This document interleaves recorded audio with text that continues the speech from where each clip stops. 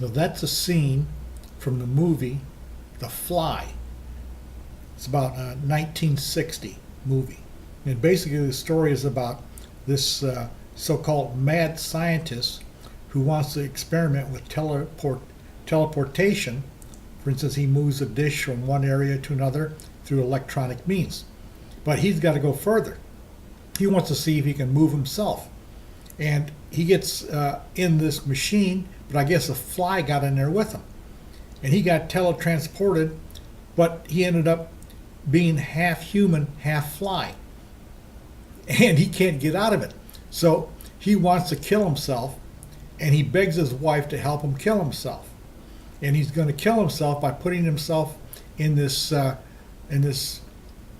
press and get pressed to death. So she has to push the button.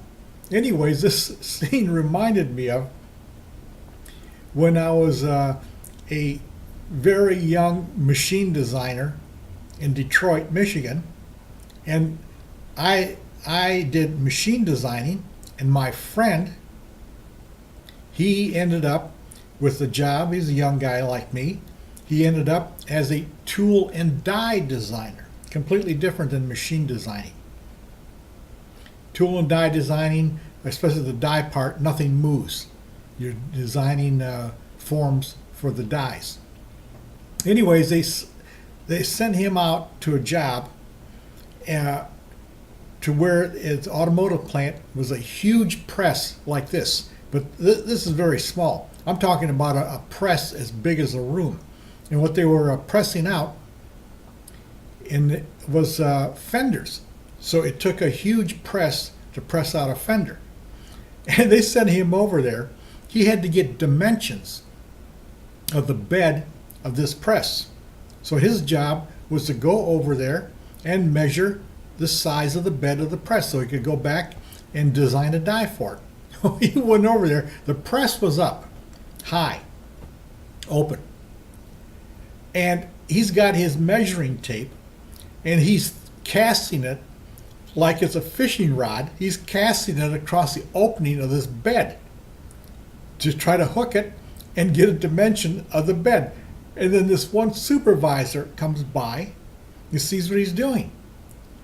He says, don't stand there casting that measuring tape like it's a fishing rod.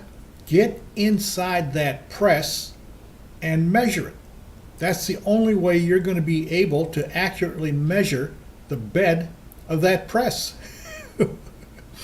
Well, this press was up high enough for him to stand up in it. He's about 6 foot, high enough for him to stand up in. And he told the supervisor, I'm not getting inside that press. No way. And I don't blame him. What if the press accidentally tripped? There was no piece of wood or anything holding the gap open. So he totally refused to get inside that press and just kept casting it like a fishing line. I don't know how he ended up measuring it, but he told me, he says, I wasn't going to get inside that press and get killed.